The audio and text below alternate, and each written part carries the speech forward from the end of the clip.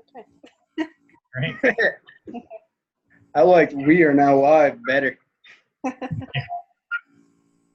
know that's so weird that it would cut off just on our last week for Google Hangout. Yeah. Yeah, that is weird. But you know what? We adapt and overcome, so here we are. True. Do you guys have the questions pulled up, or if someone wants to take the helm and start running with it, doesn't matter. I got them right here. I'll just start with question prompt 1. Whether you, I need my glasses. You want me to read it for you? My eyes have gotten so bad in the last 2 years, it's terrible. That's all good. But anyway, this is whether you prefer challenging the process by turning to music and art or reading something in particular, or browsing a library, going out to see something inspiring, searching for fascinating, funny, engaging websites, games, for team building, or simulations on leadership, or even looking into the lives of Nobel Prize winners like Malala. Just bring it to your team to help inspire and encourage their outside of the box thinking as well. If you need some ideas, please see the leadership resources module. I'm sure you can find a lot more material on your own if you only start pivoting. It should make for a great conversation, but come to it prepared. I'm not sure where the question is in there. But Yeah, I know it seemed a little bit kind of, I don't want to say misleading, but so I went to page 16 in the book for challenging the process, and I kind of reread through it. It's only a few paragraphs, but I know one thing it talked about was, for challenging the process, that you need to search for opportunities by seizing the initiative and by looking outward for innovative ways to improve.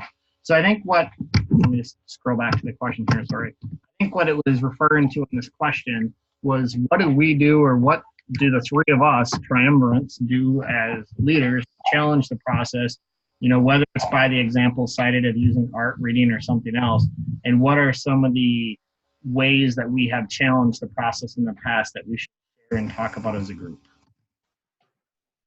okay, that makes sense. One way that you go ahead, Rob. Yeah, in my line of work, it seems I'm always, even though I get shut down repeatedly because it's government, and I try to voice it a lot. And I see stuff that just blatantly doesn't seem to work for me, and I have the attitude, and I say this to my employees: if you have a problem and you want to present it with a solution. Mm-hmm. I always tell them that, and it cut out a lot of the just bitching and griping and complaining, because they had to come with a solution if it was a legit problem. And they're always telling us to be more, to save money and be, I can't think of the word. Basically, just to be better at saving money and getting things done, more streamlining and stuff. And I complain about their process. They're stuck on contracts, and if a vendor or a contractor is not on the retainer contract list, we can't use it. Only a small amount of people are on it, and I'm saying that's not working because only a handful of people are on there, and so we're unable to make the contractors compete against each other. And basically, they don't say like the government will pay $4 for a toilet. That's not very far-fetched because only certain people are on that contract list. And that's one of the things that I voice a lot. So I challenge the process with arguments, but like I said, I come with solutions. But in that case, there is don't cut the contracts out. What? Zoom has a mind of its own right now. Someone just talked in the background on me. But when I see things in state government that I think could be better, save the taxpayers money or more streamlined, make it easier, bring in more of the little guys that are that by all the red tape and stuff, eliminate that. That's the way I try to process. I see something I don't agree with, I think of a solution and I take it to higher. Let's Yeah, I think that's a good process or example. Um, One thing that I started doing a while ago, and I guess in terms of trying to be innovative, is I'm a supervisor in the training division for my department. So part of my responsibilities are when we get new hires or to help kind of implement how do we get new hires in there, how do we test them, how do we retain them, how do we train them, get them ready to go out on the road, and then once they are like full-fledged police officers, we have state mandates that we have to do. So many license hours per year that we have to obtain. And our training started getting stagnant, if you will. Like we were still better than most departments in the state, but we were losing ground. We used to be like the pillar, like the gold standard, if you will, of law enforcement. And we started to lose that edge. And I wanted to get that back. And I was like, how do we do it? So we kind of started saying to our younger guys, it's time that you step up, let some of the guys who've been helping with training for a long time, let them kind of forget about it. And a lot of the younger guys were complaining and go, well, I want to go to this class and do stuff the way I want. So I asked for extra money into our training budget. We got like an extra $30,000 and we started sending more people to different training to become instructors. But what I did is I started requiring teach backs. So if you went to training on the department dime, we always had what they call quarterly training. So every 3 months, you got to go to a 10-hour training day. I would have those people that recently went to a training come and have to teach at least 1 hour, put together a presentation of what they learned. So that way, we can't afford to send everybody, but we can send a few as instructors. And those now instructors have to share with everybody what they learned. Law enforcement is probably not unique in the fact that you send people out of state or away for training, usually ends up to a night of beer drinking and whatnot. They don't go every class, sometimes they don't retain half of it. So we kind of put that new requirement on them, like, hey, you can go to training, we'll pay your airfare and everything, but you're expected to learn and to come back to the department with stuff. And then we started making the new guys go on a rotation where they had to be instructors. They had to set up a training day, put together a lesson plan, and learn what's all in it. So basically, it forced everyone to take ownership in what they were doing to, I guess, quote the book, have organizational buy-in in certain areas. And I think, it's not entirely new. I didn't invent that process. I just kind of took what I saw work from other agencies, brought it here, and that's kind of how I challenged, I guess, the status quo of where Olmsted was for a long time. And I think I've got our training better because I like that. It's train the trainer. it's exactly what it is. Yep. Awesome. Yeah, I like that. And actually, by you saying I haven't really done that since my military days, but I like it, and I think I'm going to use that.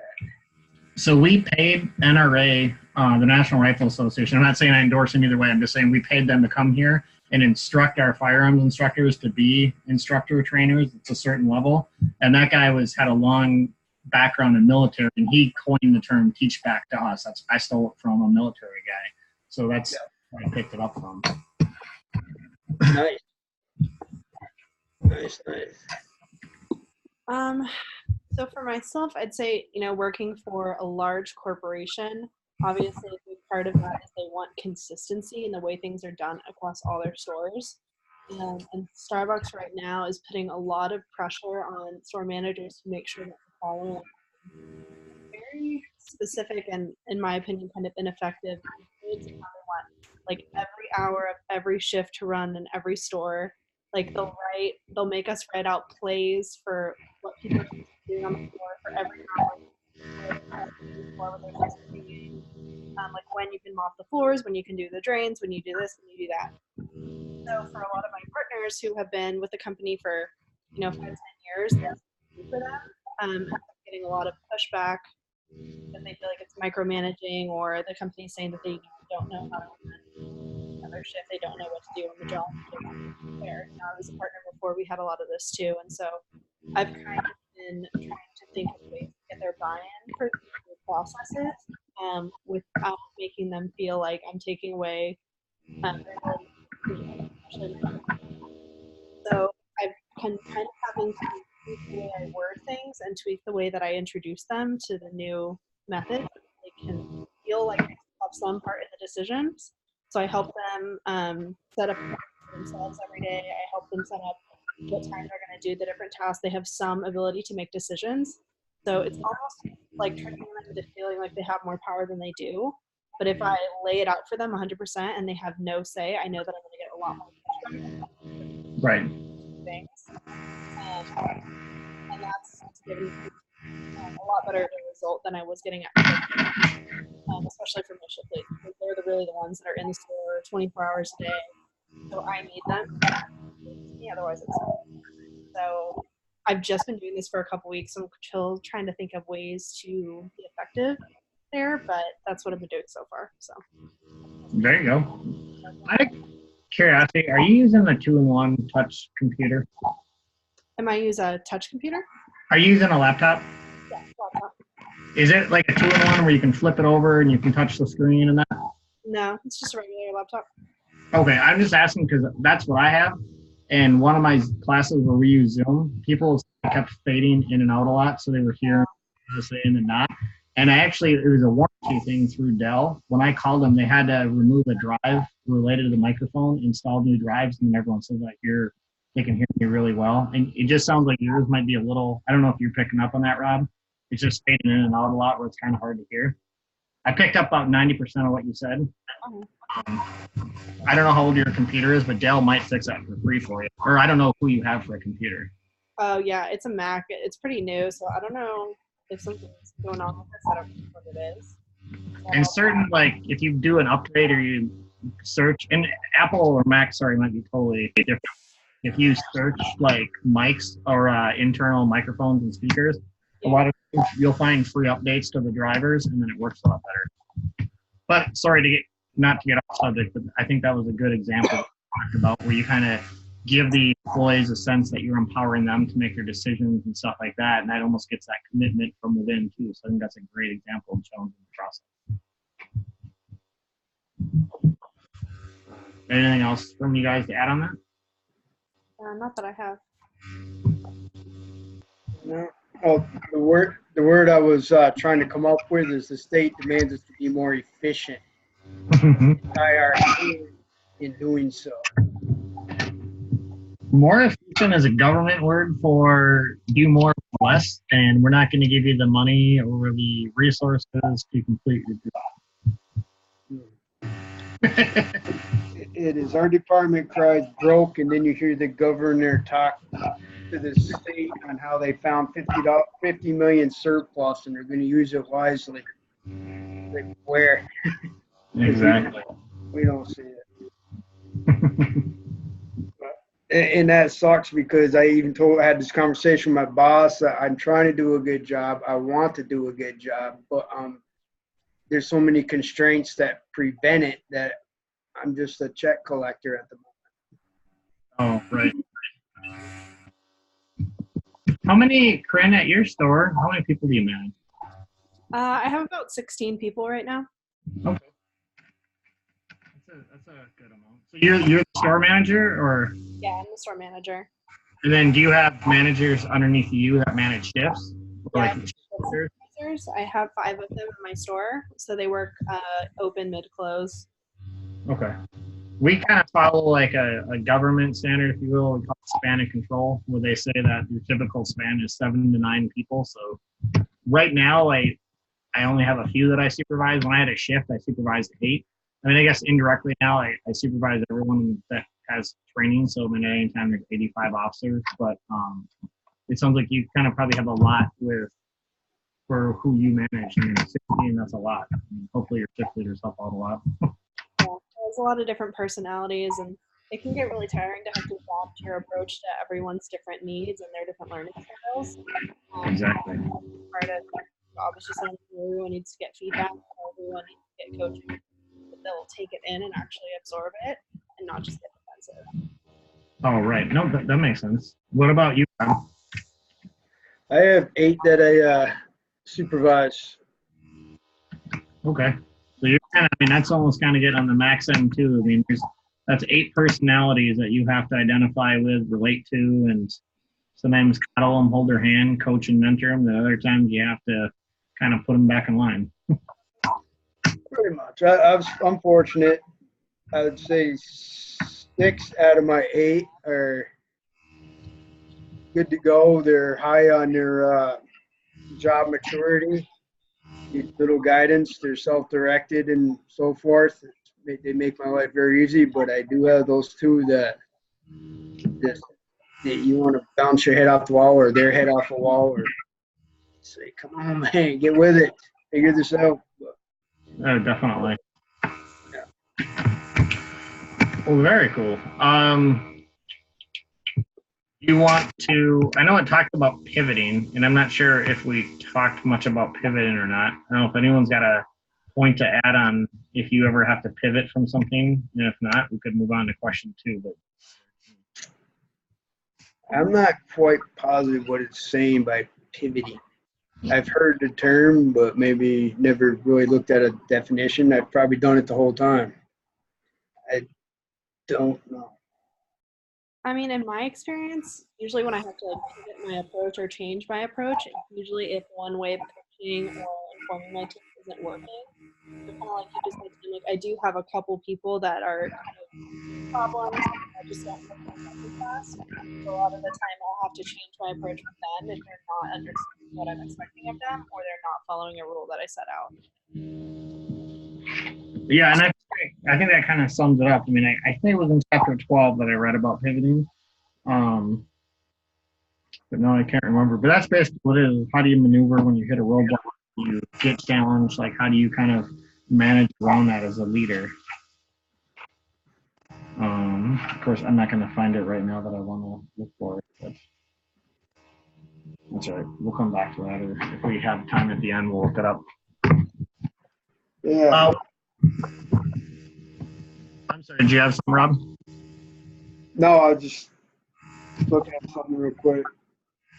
Well, we'll, I guess, quote unquote, table that for now, and we can come back to that. All right. The next part, question 2, prompt 2, sorry. Consider women as leaders who have been featured in parts of our course, especially in the textbook and in the challenge to process treatment of Virginia Woolf's book, A Room of One's Own. Just a side note for me, I thought that was very challenging to read in this. Oh yeah.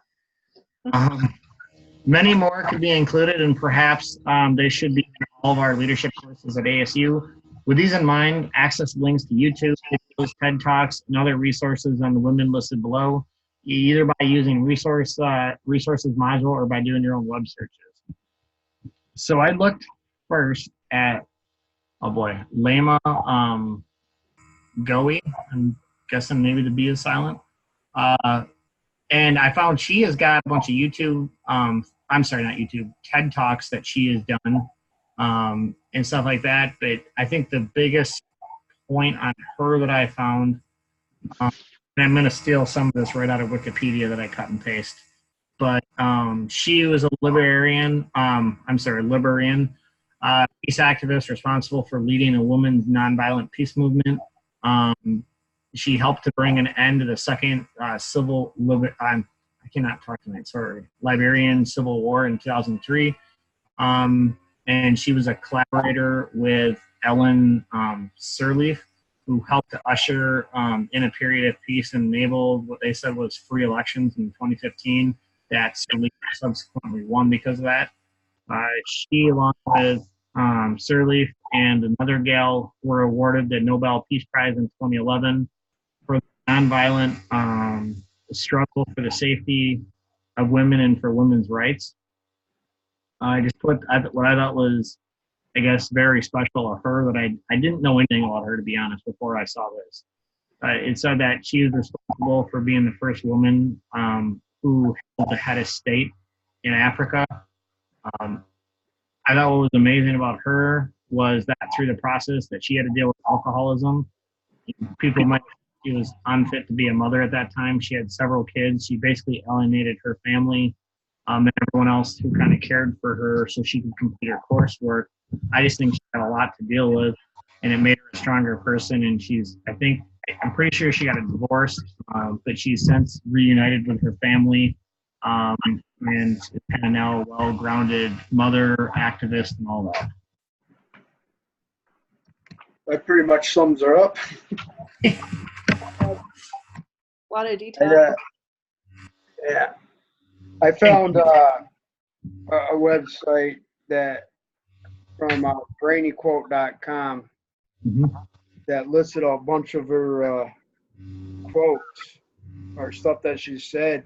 And I think comparing her to Malaya, she saw a lot of BS through her life that was super hard. And compared to Malaya, they were both focused on girls in education being able to that. I don't think you could. She had one quote that said, at age 17, the first time I saw a dead body, I froze. By 31, it was a natural occurrence to me. I wish it lived like that. So she saw a bunch. I listened to one of her TED Talks, and some of the stuff she described was just like Malala was gruesome, horrible. Can't imagine living in a place like that. Talked about a girl that she took care of that had been raped by her paternal grandfather for 6 months. Talked about another girl that in her dream of going to school, the wish of being educated is finally here. She goes to school on the first day. The director of sports, who's responsible for getting her into the program, asked her to come out of the class. And for the next 3 years, her fate will be having sex with him every day as a favor for getting her in school. It's hard to realize that there's places like that. Where's the government? Why aren't they doing much about it? In America, if not, you're done. Yeah, it was crazy. When I read the thing too about school, it's like here, her and Malia fought so much for that education for all and stuff, and then here they finally get into education, and here this poor gal's basically getting raped or sexually assaulted on a daily basis just so she can attend school. I mean, she thought that a guy was trying to be nice and help her out, and you had an ulterior motive the whole time to get her in school so she could be his sex object for that period of time. It's just crazy to even think that. It is. Nail on the head with her. Tim, I read the same article as you in Wikipedia, and I also looked at a couple of her TED Talks. But she did remind me a lot of Malala and how she fought for women's education. Even enduring horrible acts that you guys said, and abuse and exploitation. It's hard to think about, especially for me as a woman, having grown up just taking my education for granted, to be honest, when you're used to it and it's just a right that has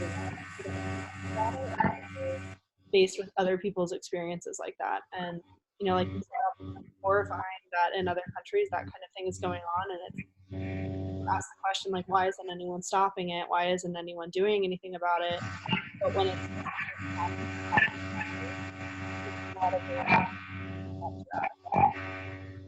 Oh, definitely. Yeah, it's crazy. I mean, and I don't know that we've ever had it that bad in our country. I mean, maybe there was a period of time, but not in my lifetime that I can remember. And to think that she's younger than me, so is Malia is younger than me. They both won the Nobel Peace Prize. I'm just hoping, throughout the entire course of my life to say I did something significant, not even to that level. And they've already gone through they've gone through and achieved greatness in their short time is truly amazing.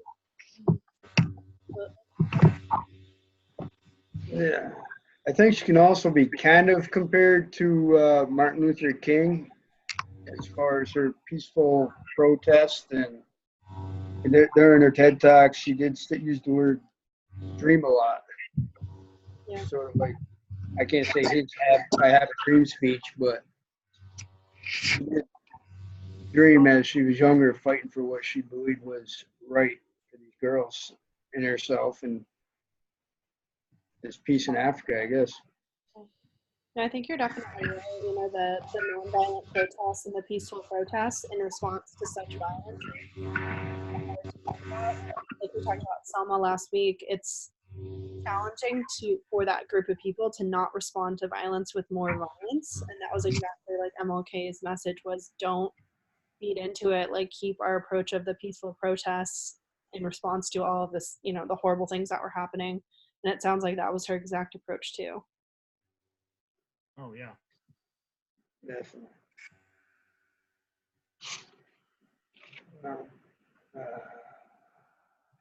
Uh, Anything else on her? Or, I mean, we did a really good job with that one. yeah, that's good. The other girl is Elizabeth. I have no idea how to start her last name.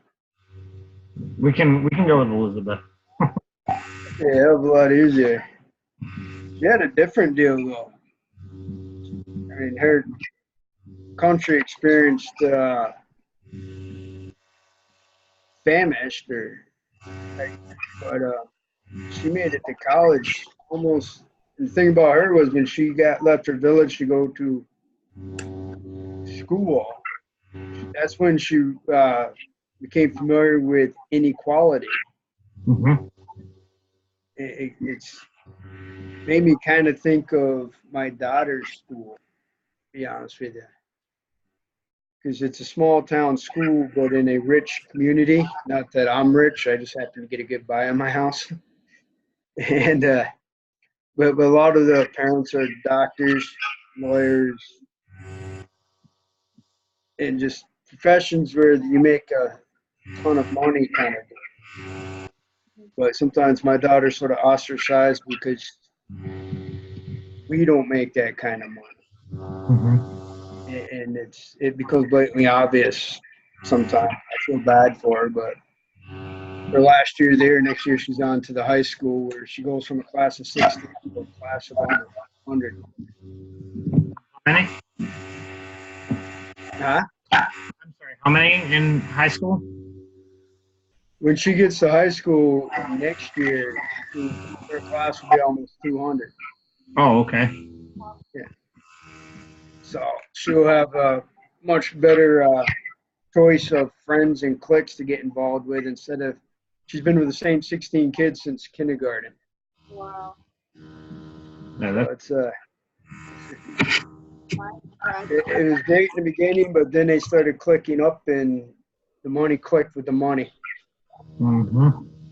So to deal with that. But Elizabeth there, she discovered inequality, and the thing is, it was two parts. She wasn't equal to the kids that she just joined in school, but then felt she wasn't equal to the villagers that she just left because she was the only one educated then. Oh, definitely. I don't know. I was wondering if she got where she came from, or that's how the villagers felt. No, I'm not sure on that one. I found some information. I didn't get real deep into Elizabeth.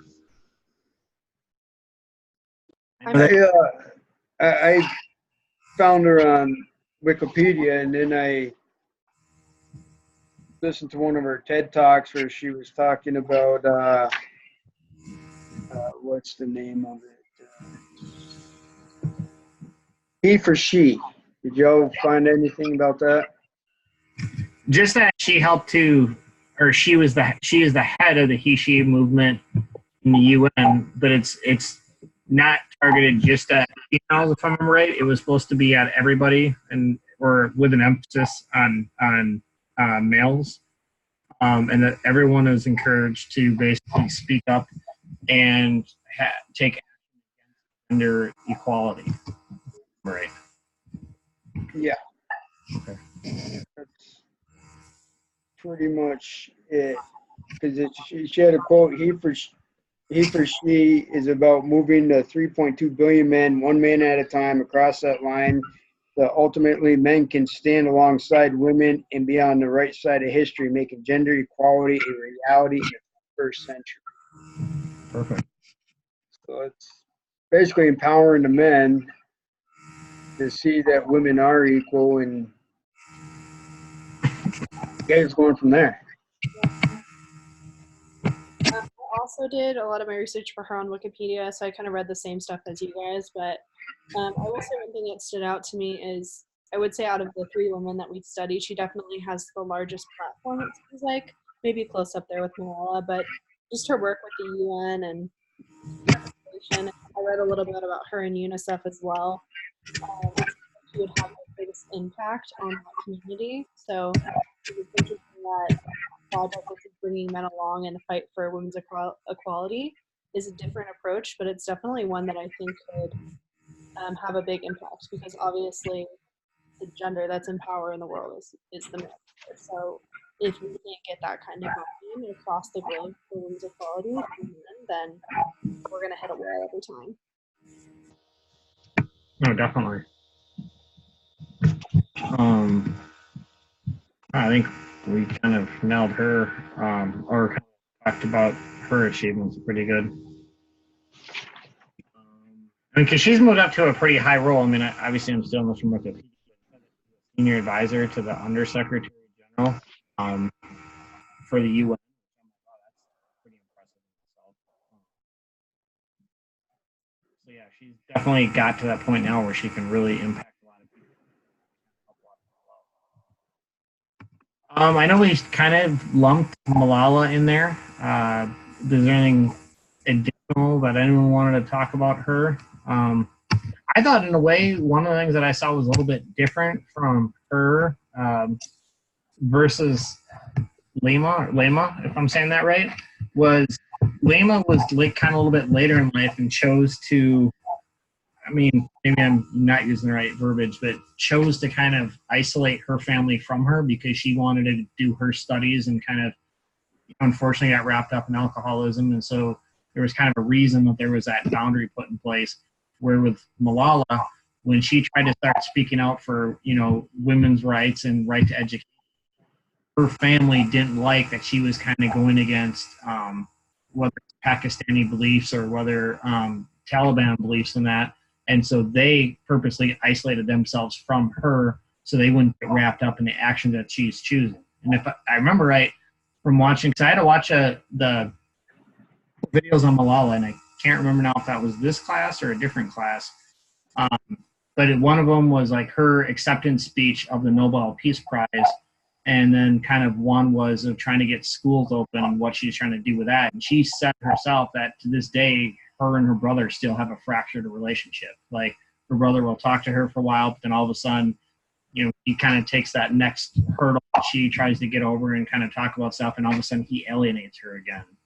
So I think, her family left her, where with Lema, she kind of followed her beliefs and chose to kind of leave her family. So I think there's a difference there. Okay, I didn't realize that Malala and her brother didn't quite see eye to eye all the time. I didn't catch that. She said that he kind of, the Taliban had a strong hold in and I can't remember the name of it, the Pakistani town that she pretty much was raised in. And so I don't know that her brother, I'm not saying her brother was like a Taliban person or not, but I think that there was such a strong influence as a result of the Taliban in there that some people, for their own safety, were afraid to speak out or go out. So I know on one time, I remember right, Malala was on a bus and got beat up by people, very severely. It took her a long time to rehab from it. And I think that kind of sent a message, and that was from Taliban, basically sending the message that women don't belong in schools, that they shouldn't have an education, that it stops when the men say it stops, if they even get an education at all. And then it got scared her brothers, so her brothers pretty much left her and stayed away from her. Wow.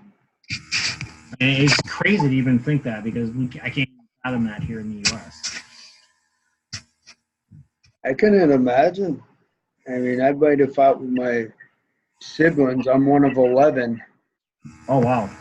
but I would have been damned growing up if anybody else would say hi to him without myself or my other brothers retaliating. I can't talk. You know what I mean? Against that's intense. Yeah, it's crazy over there. I mean, I think over there it was kind of everyone was just in survival mode for themselves. And Malala, that's what made her so unique, is that she put everybody else first and was willing to stick her neck out, where her brothers. Wow. Anyone got anything else on those three, or do you want to move on to the third prompt? I don't really have anything else on her. I really talked about that previously. Perfect. I'm sorry, I think you said to move on, right? Okay. Prompt 3, optional if time permits. Now contrast these 3 leaders. I guess we kind of did that a little bit.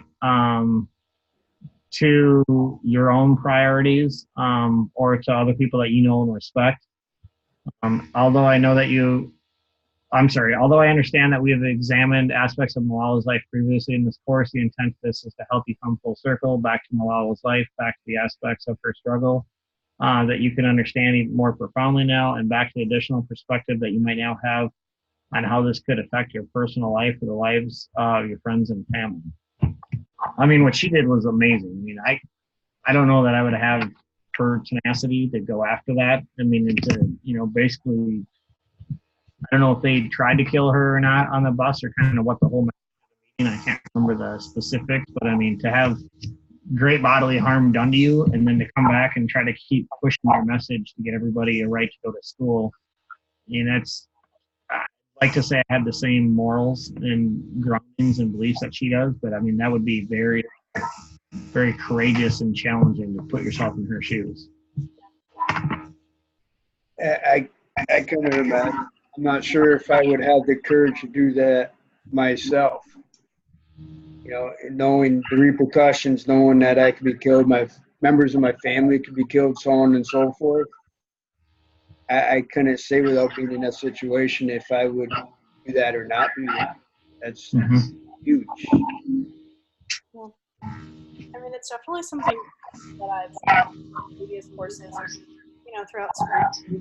Different instances in history that when you read about them, you always think, like, how could no one have done anything? Or, like, why didn't people stand up, like the Holocaust or something like that? But it does take a tremendous amount of bravery to be able to kind of sacrifice for cause.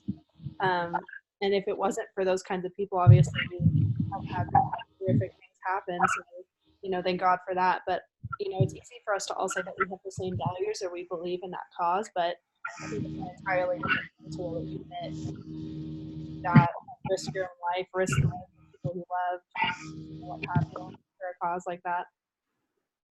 Oh, absolutely. Definitely. Anything else? I got nothing more. Well, maybe let's look at, since says if you have a little bit of time left, and I'm sorry, I'm kind of jumping between screens right now. Shoot, let me go back to where I was, sorry. So if you happen to finish that conversation quickly, below are some bits of advice on your final project. Get a head start on Module 7 now.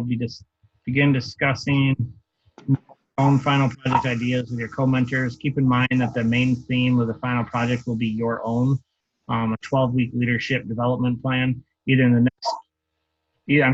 for the next 12 weeks or for the future 12 weeks, but not too far in the future. Your project should should focus on the following: self-development, team development, community and family visions, a plan for the future. Share with your co-mentors a couple of your favorite or most inspirational quotes, and other multimedia or memes that you've created. from any of the following people so we can help brainstorm or inspire one another. How have you guys been doing on the 12-week in the PowerPoint? I've been basically filling it up, finding quotes, write my little thing on there, spending insane time trying to find memes that I think fit it. I still got to do this week. But yeah, I haven't done this one either. I've been doing pretty good. I think I've been getting a 20 out of 20 in the last couple. One thing I didn't realize to do early on is after a week has been graded, or so yeah, one of the weeks has been graded, and you're on that next week. Go back to those previous weeks and completely delete the slides of that check marks. Where it's like, what kind of work did you do? Do you think you did that A work? And then you're supposed to check everything behind there. So that was one of the critiques I got from him. Maybe a couple of weeks ago, and he only gave me, I think, like 18 and a half out of 20 on that one because he said I didn't delete the previous slides or didn't delete the instructions. So note to self, or note to you guys, if you haven't done that, go back and do that just so you don't get dinged. Yeah. yeah. Did you read the final, the final project? What he wants? I just pulled it up right now, so I'm just looking at it actually for the very first time right now. I'm a little confused on it because it almost seems like he wants us to use all our slides, but we got to add more. We got to go back and add our 8 of our questions that we did on our business memo. And he wants it to be a 12-week plan. So I'm reading that as we got to add slides and add a little bit of our own content that are week by week plan. I think that's what it means when I was reading it. Yeah. So, like, not just slide, but like, basically. Yeah, sort of like if you flip in a slide before or after the quotes, and you have week 1, my plan is, and you throw a picture of yourself in some meme or something and throw in one of our 8 questions there. That's what I'm interpreting it to be. I think that's right. Yeah, it looks like basically we're almost supposed to create 42 additional slides, or adding like 3 slides to each week would pretty much cover that.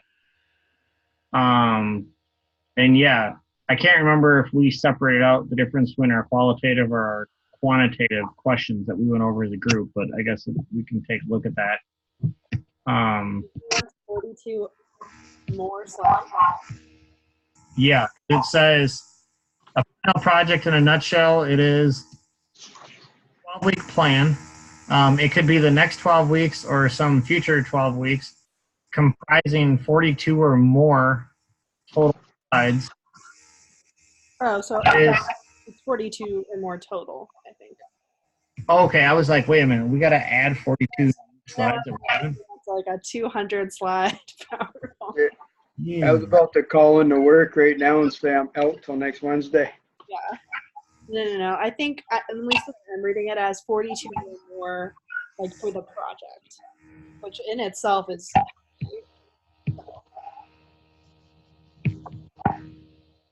I would rather write a 12-page reflective paper than this be in PowerPoint. I don't understand the point of it. Yes. It's. I'm going to agree with both of what you just said, because in my mind, it's 42 slides of just quotes that we're finding from the book. We're not really analogizing it to anything specific. I mean, some random to-do list on certain slides. I'm like, okay, what am I supposed to do? So I try to find, okay, what would relate to that specific chapter.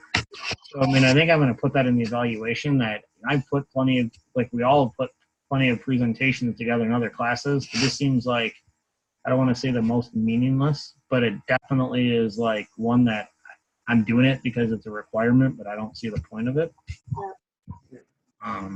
It's It's like I the think quotes that we're finding. It's just like the what is it called? SYSW view, something like that. Like we're Yes. basically putting the same quotes there in a slide. So I don't know. It's like duplicate work almost. I don't know.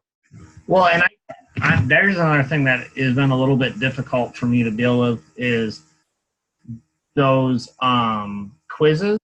You know, where it says designed to be 40 to 60 minutes. They've been taking me about 2 to 3 hours per quiz to get through. So I don't know if I'm very slow compared to other people, but when it's like you need to find the exact phrases, and then they're not always the exact phrases, because sometimes it's like a chopped up section, and you have to find it, and I'm like, how much is that helping to try to spend 2 to 3 hours to find an exact phrase when you could find the gist of it and have an understanding of it and move forward?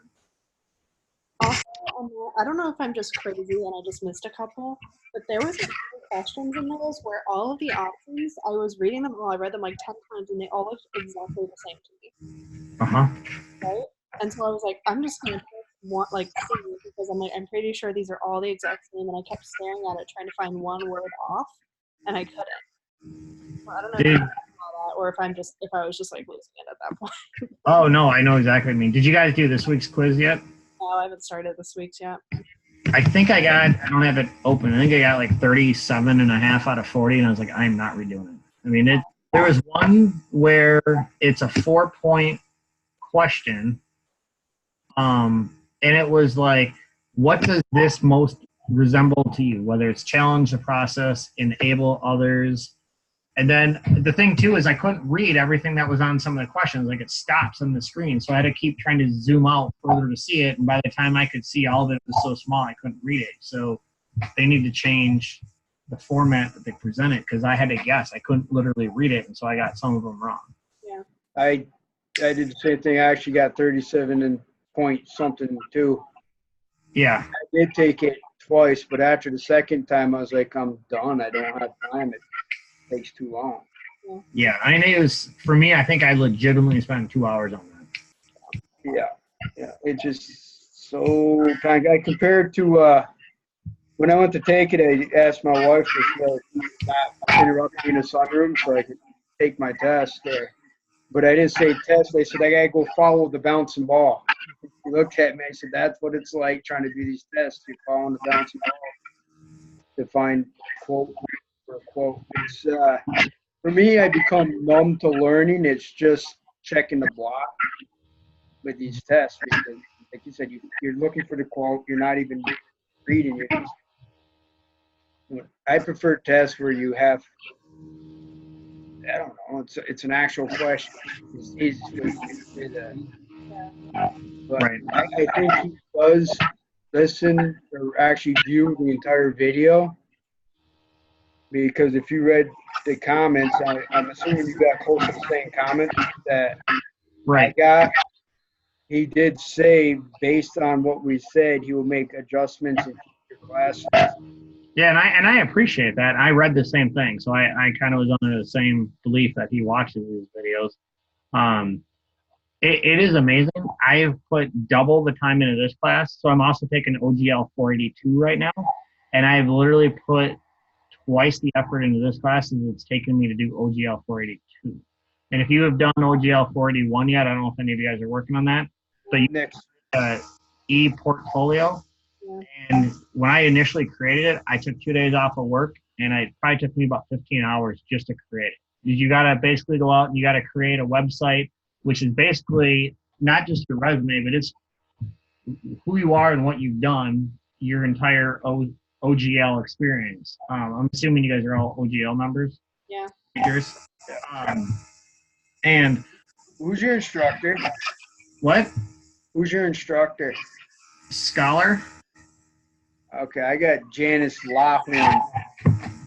Okay, and maybe she'll do something different. But with Scholar, you have to create an e-portfolio. I mean, I guess, I don't know if you guys work with an academic advisor, but it might, I guess, behoove you to ask what do the other classes do. I mean, I think if I were to actually leave this, or when I leave OGL and want to go out into corporate America, my sister, and she works in corporate America, and they do use e-portfolios. So I think it's something beneficial, but literally you have to go into every class you've ever done and pull out 2 to 3 work samples of every class. They're called artifacts in there. Upload them to there, create web designs and stuff for it, and take a look. I mean, I can send you my link if you ever want to see kind of what I've been doing. But it really is time consuming. And so my chief complaint that I'd like to put on the final conclusion is that I started with Blackboard, and then, you know, they switched from Blackboard to Canvas. Well, luckily I did what they said. I backed up all my files. I save everything I work on anyways. But it's nice to be able to go into that class and see, why did I do this? What was the videos that they had me watch to get there? What was the questions? And, you know, you don't save every snapshot of every screenshot that you're on. So at times you lose a little bit of the meaning to the schoolwork behind it. So the fact that I can't even see 3/4 of my classes anymore because I did that on Blackboard made this difficult. I'm a little bit nervous for that one because I don't think I'm going to have I don't remember exactly when they made the switch and like where exactly I was. So, I don't know. So good luck. It's like I said, and even having said that, OGL 481 I think was a lot harder than 482. This class alone, and maybe I shouldn't have done 2 classes during the summer A and summer B. I'm just trying to get done, but I've literally spent twice as much time on this class than I have OGL 482. Crazy. Wow. Well, I'm only taking one at a time. That's all I've been doing. I'm just basically, I've got 41 max, and it's going to cut into bow season, which pisses me off, but it is what it is. This class, man. If I knew what this class was, I would have saved it for the end in February. Because the summertime's usually my family time, do all kinds of stuff, and I had the trade-off was I have my daughter that's angry at me because every time she wanted to go fishing or go on a bike ride or whatever, I was buried with my free time in this class. Yeah, this should almost be a capstone class in itself for the workload. I mean, it's not a bad class. I've learned stuff along the way that I'll take forward. It should be a 4-credit class. Like, give us a little extra credit for the time we put in for it. Right. I don't know. It'd be interesting to talk to a student that took the same class but a little different instructor and see if it was the same or what. Have you guys been going through an academic advisor, like when you find your classes and kind of sign up or decide who to go through? Yeah. No. You haven't? No, I talked to him maybe once a year just to make sure I'm still tracking. But Okay. the way I've been picking my classes is on my I'm not even sure what it's. I'd have to go into the thing, but it's like a drop-down menu that just shows all your required classes. And I went through, and just because I am the way I am, I knocked out all the GIS classes and all the other classes. I saved every OGL for the last, and just rifled through. I didn't bother checking out instructors or anything like that. I was just choosing. So I don't know if it's too late to offer the advice now or not, or for you, Corinne, or whatever. I'm 39 years old, so I was 37 when I went back to school, and I was like, I've been to school, I know how to do this, I don't need an academic advisor. But I decided just to try one out because they offered it to you at no charge. And I think it's Jasmine Hydro, and she is a rock star because she helped me decide, okay, this class is more challenging, don't take it in the summer, you want that extra week and a half. Or she goes, hey, because she reads every eval that students submit, and she goes, you know what, that instructor I've given an A+ rating to because everyone says they love them, they have the most flexibility, or he actually will reach out and respond to stuff that you submit. And so she actually steered me away from a couple classes. She's like, don't go with that instructor. We've got a lot of negative feedback. They say that instructor is not approachable and doesn't let you see the grades to anything until the very last week. So by that point, you can't make any adjustments anyways. So it was very helpful on that. And she recommended this class. She says that they hear a lot of good stuff with this instructor. And that was why I chose this one. Like I said, I still think is a pretty straightforward class. Like, you can see what's expected. Just the time commitment is, I don't know that I would recommend this as a summer class. class, I'd recommend it as a fall class. That extra week and a half would probably make a lot of difference. Yeah. I have to agree. I'm wondering what the last class. Don't know what it is. It starts with T. Without it right in front of me, but I'm wondering if I should have chose that at the time and class for my very last one, which would fall in January to February. But too late now. Just rock through it at this point. That's about it. I got my 3 classes left. Nice. I'm done.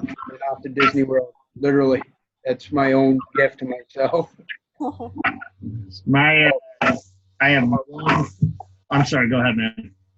So my wife also, she graduates with her master's. Nice. I've been talking about 6 different colleges, and I'm going to hopefully. I have my last class after this. I only have 1 class left, which is nice. And it is, let's see if you guys have taken this, OGL 350, Diversity and Organizations. Yeah, I took that one. How was it? It wasn't too hard. Honestly, I took it in the spring. I don't remember it being particularly challenging. Just kind of one of those level ones, you know. I wasn't overly stressed out that semester, so. Good. Well, I'm looking forward to finally only having 1 class, to having the capstones behind me, and then I can focus on that. And it's on to a master. I think that fall gets done, fall A gets done like October 11th. And I found a couple different schools that start October 22nd. So I'm going to take like a 1-day break and then go for it. Nice. Sure. If the VA will pay for it, I'll go for my master's. But if they're not, then I'm not gonna. So I don't pay anything for this. The VA pays for it. Nice. And that's the books, everything right down to my internet bill.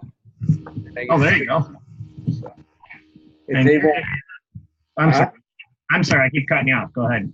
no, just reiterating that if they're won't pay for a master's, I'm done. I'll stop where I'm at. Mm-hmm. Don't blame me. And you're getting dude, I don't blame you at all. You get yours through Starbucks then, right? Yep, I do. If they roll out a master's program, I will do it. If not, I probably won't stay with the company too much longer. And I don't know, maybe in a couple of years. There you go. Yeah, my organization, like it's $1,500 a year towards school, and that's it. So it's kind of a bummer, but so that's why I'm actually kind of looking at leaving ASU and not doing my master's through here. Because I found one school that I kind of want to get my MBA, and I found a school that doesn't require the GMAT. It only is a 36 credit master's. And it seems like, you know, I think I'm going to go that route. Because I was going to stay here because ASU's got a master's called MALM. It's a Master's of Applied Leadership and Management, which is only 30 credits. And it seems like it's a hybrid of the leadership program and business management. And I was like, oh, that seems kind of intriguing. But I don't know. Part of me, I just kind of also want that MBA title behind my name. To help out, so I might just leave ASU. But, well, I guess whatever you guys choose, best of luck to you. And this is probably our last online meeting here. I learned that word from this class. But seriously, best of luck to you. And if you guys want any help or anything with a future class, or you got or you ever, I don't know, need a reference or something on LinkedIn, reach out to me. I'd love to help you in any way I can, and it's been kind of awesome all working together. Yeah, awesome. And too, one of the better teams I've been part of. This one was quite enjoyable. Yeah, I think we all clicked and it worked well. Definitely. All right, well, I'm going to stop the recording here and see if I can get this video uploaded on Google Drive, and I'll send you for it.